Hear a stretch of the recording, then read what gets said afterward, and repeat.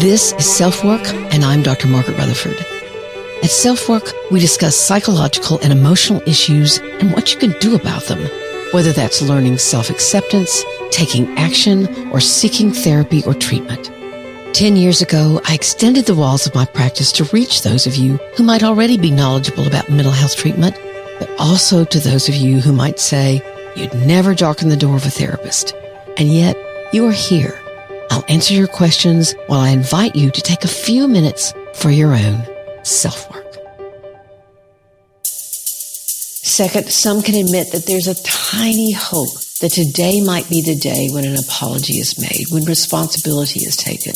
One day, maybe she might say, "You're such a great mom." Maybe one day she'll say she admires you and your husband working through what was really hard and not define that separation as failure on your part.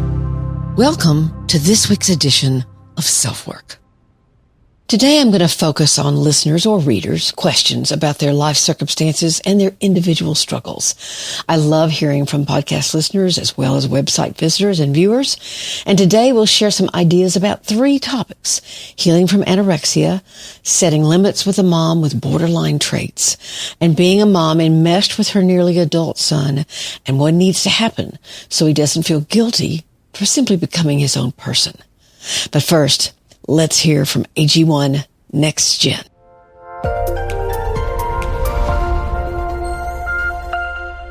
AG1 Next Gen, a daily health drink that's clinically shown to support gut health, starts my day off knowing that I'm taking action for my health and well-being. That one little scoop of powder, which now comes in 3 great new flavors, contains 75 ingredients that replace the need for your multivitamin or probiotics. It's got it all. All kinds of things happen at this time of year. Family gatherings, celebrating, giving, eating. It's all around you. It can also be a sad time of the year for many, and self-care isn't always at the top of your list. And so I'm being very careful to make sure I enjoy AG1 to fill the nutrition gaps that can happen. Even if you try really hard, between traveling and being away from following your regular habits, it can be difficult to make sure broccoli or cauliflower makes it into meal planning. It's great to have AG1 with me on trips as well, and their travel packs are newly designed to make them even easier to use. Here's all you want to do. Visit my link. That's to get your free welcome kit with an AG1 flavor sampler and a bottle of vitamin D3 plus K2 when you first subscribe. That's drinkag1.com/selfwork. drinkag1.com/selfwork. Just 1 scoop a day can make all the difference.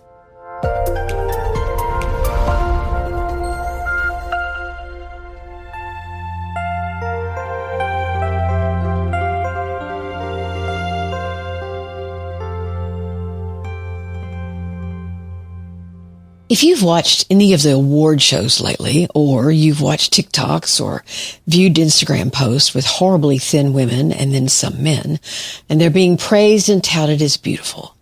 If you went to the movie and saw Ariana Grande and Cynthia Erivo in their blockbuster hit Wicked and Wicked for Good, and heard their magical voices coming from bodies whose bones were jutting out, you know that we're going through another time when beauty, for some, is once again returning to some kind of horrifically thin standard. There are people who are countering that movement with posts and clips of their own about healthy, strong bodies being best, and I'm glad for that. But with the advent of GLP medications, which are a godsend to many who've fought obesity and or diabetes for years, it also seems that a category of thinness is back in style. Not that it's ever been totally out of the picture. If you've never known anyone with an eating disorder, or if you've never had one yourself, you can envy people who are thin. But I promise you, the disease of anorexia or bulimia is not only the most dangerous mental illness you can have and the most lethal, it can kill you. You can spend a life miserable and obsessed about a number on a scale reflecting your self-worth and even emotional safety. There's not a single hour of the day when you're not acutely aware of how your body seems to be today, constantly analyzing and scrutinizing, not being able to sit and watch a movie or a show or listen to a podcast without noticing how loose or tight your clothes feel against your skin. I was especially drawn to this voicemail message this past week because it was almost like a journey back to my senior year in college. Back then, I may have weighed maybe 103 pounds, but I can remember trying to get that number less than 100, as if that was some incredibly important goal. Let's hear from this young woman who grappled with anorexia. Hello, Dr. Margaret Rutherford. I don't listen to your podcast, but I did find your article about loving yourself in 2026 and how to stop shaming your body. And I have this sort of, I guess it's a confession that I've been meaning to sort of get off of my chest, which is that earlier this year, I lost some weight, and I was very surprised with how much I liked the way that my body looked. And I've gained it back since then. And in that weight gain, I have also gained back my health. While I was smaller, I was also consistently getting sick all the time. And my job and my passions require me to be of the utmost health, as I'm sure a lot of people understand, but I sing. So it's been especially difficult for me to envy my past self who was smaller, while also understanding that it's not worth it because I was unhealthy for most of that time. So, yeah, thank you for listening. Even if you don't get to this, I feel better talking about it. So thank you. I'm struck by how simply getting this off her chest was a relief to her. Even though she said she didn't listen to the podcast, I'm going to let her know this is on, by the way, but had read an article on my website, she still felt relief. It's almost as if she knew intuitively that the restriction that she was performing would take her down a path that not only would cause her medical health to suffer, but her mental health as well. She got compliments on her body when she became thinner. That's the Ariana Symphony effect. That's the culture demanding if you look like a hanger, clothes will look good on you, or better. But she still got pulled in by the compliments, and who wouldn't be? It's nice to hear you look nice or get welcome attention that maybe you didn't get before. Luckily, she wasn't pulled in entirely. It sounds as if her love of singing and her need to be healthy to sing well saved her from anorexia's insistent persuasion, even demand, that her body needed to be thinner and thinner. But her health was deteriorating. I said before that listening to this young girl's voicemail took me back to when I was 20 and 21. I was thinner than I'd ever been, yet I got double pneumonia twice that winter. I had to realize that I could either have my health or be drastically thin. I eventually chose my health. It took me a couple of years, even though my own mother, who had anorexia herself, would often compliment my new look. I was lucky. This young girl is also lucky that she has something that's more powerful than the voice of anorexia. Not everyone has something that will outdo that voice.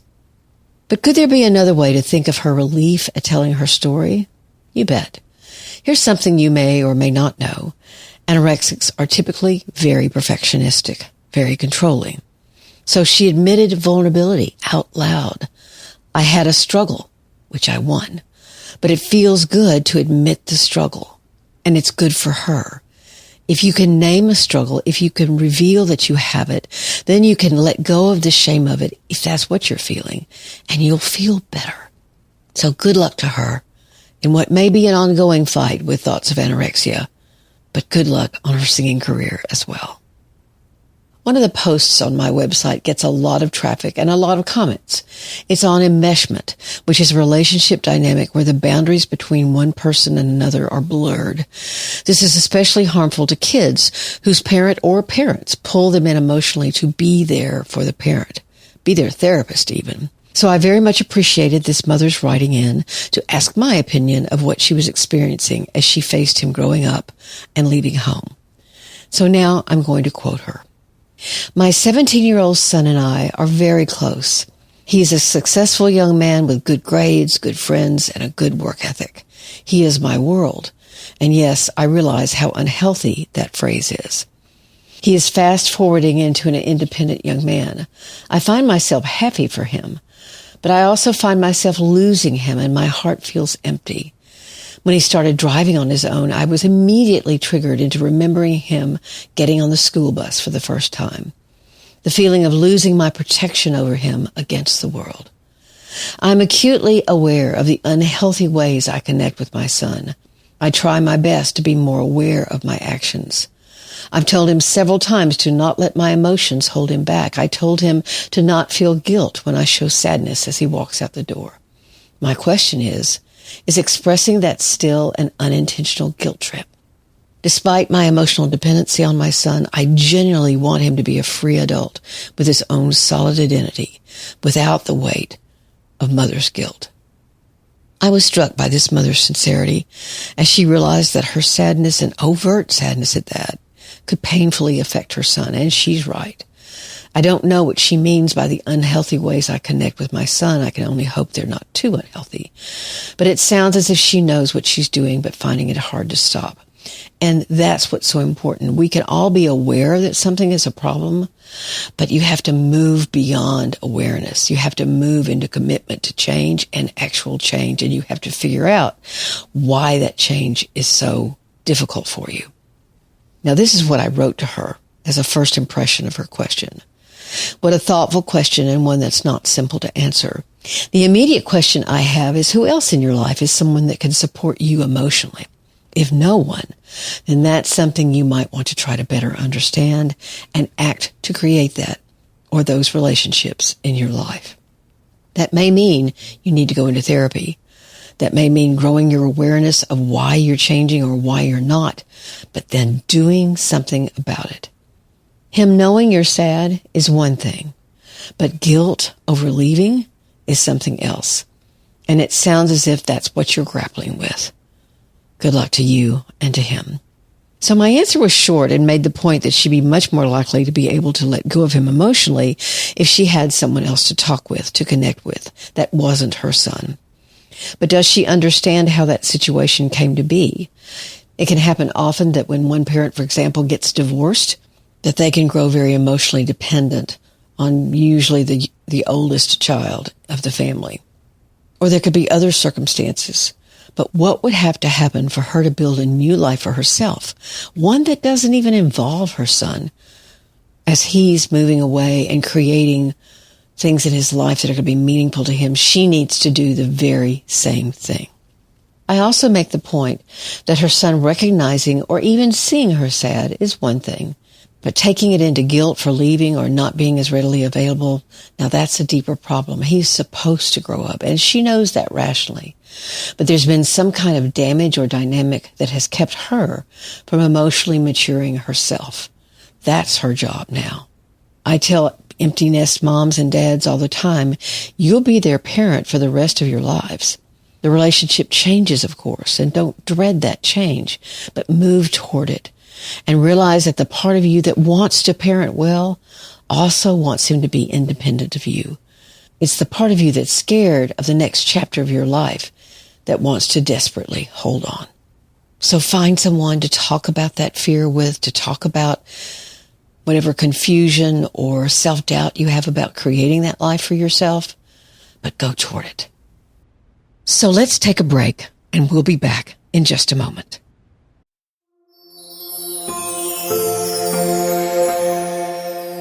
This episode is sponsored by BetterHelp. For some, summer is their favorite season. Travel picks up, kids are out of school, and adventure is the focus. But for others, juggling it all can be tough and can lead to overwhelm and counting down the minutes until the kids are back in school, while others worry they're wasting the days of sunshine. Therapy can seem like something that has to wait until the fall when things become more routine once again.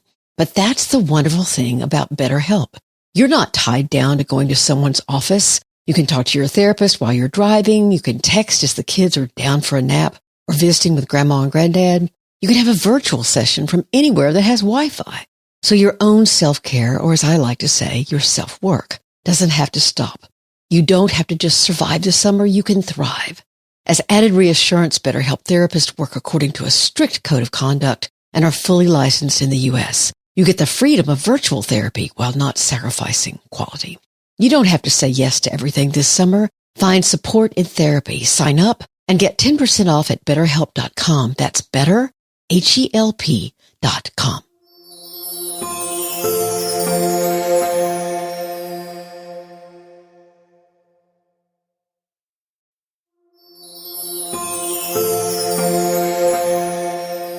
This episode is sponsored by BetterHelp. For some, summer is their favorite season. Travel picks up, kids are out of school, and adventure is the focus. But for others, juggling it all can be tough and can lead to overwhelm and counting down the minutes until the kids are back in school, while others worry they're wasting the days of sunshine. Therapy can seem like something that has to wait until the fall when things become more routine once again. But that's the wonderful thing about BetterHelp. You're not tied down to going to someone's office. You can talk to your therapist while you're driving. You can text as the kids are down for a nap or visiting with grandma and granddad. You can have a virtual session from anywhere that has Wi-Fi. So your own self-care, or as I like to say, your self-work, doesn't have to stop. You don't have to just survive the summer. You can thrive. As added reassurance, BetterHelp therapists work according to a strict code of conduct and are fully licensed in the U.S. You get the freedom of virtual therapy while not sacrificing quality. You don't have to say yes to everything this summer. Find support in therapy. Sign up and get 10% off at betterhelp.com. That's better, HELP.com.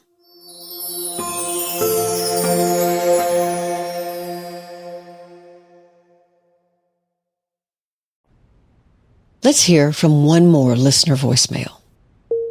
I don't really know how to explain my situation. My mother wasn't horrible when I was growing up, but she wasn't great either.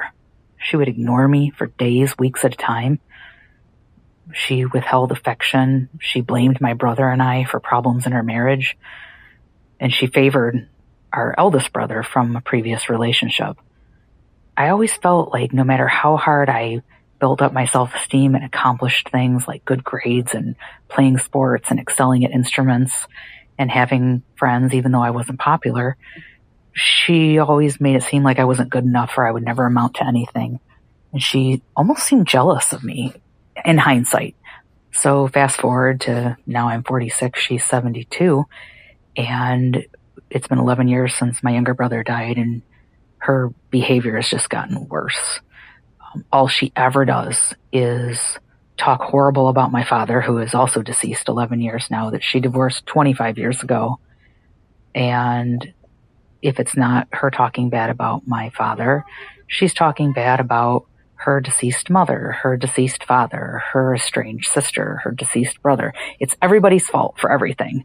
And I'm not saying that she didn't have a hard childhood. She had a sick brother and a narcissistic mother and an abusive father, but you know, that's not my fault. It's not my problem. And even though I have my issues, I certainly don't project it or subject my kids to it. I've actually done a very good job raising my children. I've been married 21 years. There was a hiccup in our marriage where we were separated for about a year, and she loves to throw that in my face. But it seems like now it's gotten to a point where she doesn't have to follow any of the rules, social rules, like having boundaries or being able to cancel or reschedule. And Mother's Day, she picked a fight with me because I had injured myself on a run. I'm very physically fit, which also makes her upset. And I had just been at my childhood friend's wedding, small wedding, because she's basically dying of cancer. And I just did not feel up to doing anything on Mother's Day, and she just lost her mind. And then she dragged my 16-year-old daughter into it, and it was just it's like I'm done. I've tried, and it just seems it's toxic. If it was anyone else, you would cut them out of your life. You know, if you were dating someone like that, or if you were friends with someone like that, or even if you had a coworker like that, I wouldn't put up with it for a month, let alone my whole life, especially as it gets worse. So as much as I keep forgiving her and I keep trying to allow her to stay in my life and my kid's life, she always has to wreck it. And it's messing with my mental peace. So I guess I'm at an impasse. I don't want to cut her out of my life, but I have no problem doing so. What are you struck by? Did you hear the very first thing she said? My mom wasn't horrible. And then went on to describe a pretty horrible scenario of a mom who had and still has serious emotional instability and very little ability to show caring and affection to her daughter and son.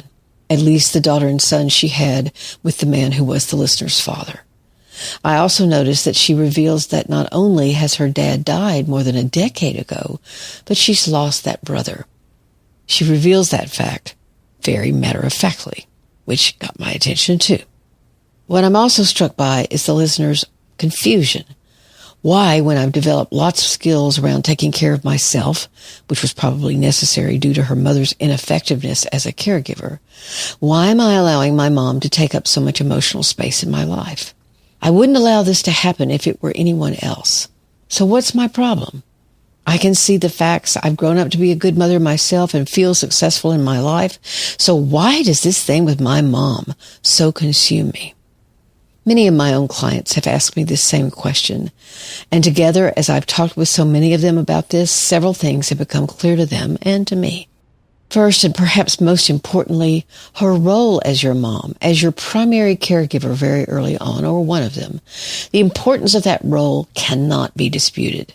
In a way, similar to what we were saying about the mom facing empty nest, right? Depending on whether you were a good enough mom or an avoidant mom or an anxious mom, you were an important mom. So I get back to my answer. The quality of her caring was the foundation for your beginning to feel safe and protected, seen and responded to. Maybe she did pretty well at that, but from the history this listener has given, there were probably times when that caring did not create safety or enough safety. Thus, because her mom was that assigned caregiver, she holds an importance for you. What I've noticed in your message, there's a sense of loss and even deep grief when you realize you didn't receive enough from her, and there's no real way to fix that. Second, some can admit that there's a tiny hope that today might be the day when an apology is made, when responsibility is taken. One day, maybe she might say, "You're such a great mom," but then not make it about some competition between the two of you, but a gift she wants to give. Maybe one day she'll say she admires you and your husband working through what was really hard and not define that separation as failure on your part. Actually, that's mean. But leave it about what it really is, about how tough marriage can be. But day after day, no apology occurs. No responsibility is taken. A kinder comment doesn't happen. Now, maybe she does better for a while, which lulls you into hoping that this will continue, but then it doesn't. And the roller coaster of your relationship with her continues. So here's the third thing. If you gave up hope, if you chose to treat her like you treat anyone else who was acting this way, what would that really feel like? Maybe relief. But what other feelings would that bring up? Your dad is gone and your brother. I don't know the answers to these questions. Again, they'd be different for everyone. And what you could tolerate, what would be best for you in your life, I can't answer that question for you. But one thing that can be helpful is to accept on a deep level that your mom is never going to have the capacity to have the empathy for you that you deserved as her child and you deserve now. As I said a lot of times on this podcast, you can't get ice cream at a hardware store. So you have to accept her inability or lack of capability and no longer expect to change. If you choose to remain in contact with her, then you can set certain boundaries around topics, for example, topics that you will no longer discuss with her. But whatever barbs come your way, then you'll say to yourself, I was expecting that, rather than, I thought this might be the time you didn't say that. Expecting it, that can take the sting out of it. That way it doesn't scrape the scab off the wound. You're radically accepting that she doesn't have the capacity for that kind of caring or empathy. And that can make a huge difference in how you respond and how much you may need to grieve and then let go. What I do hope is that you're very proud of how you've grown and become the strong woman and mother that you are. Thank you so much for reaching out.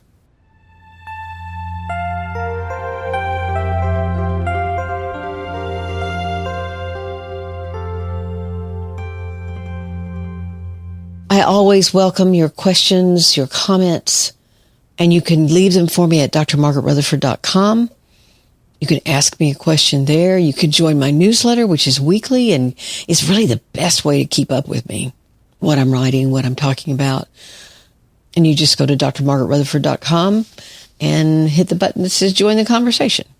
You can also write me at askdrmargaret at drmargaretrutherford.com and leave me a simple comment or question or criticism or positive something, whatever you feel like writing me. Again, thank you for being part of this conversation.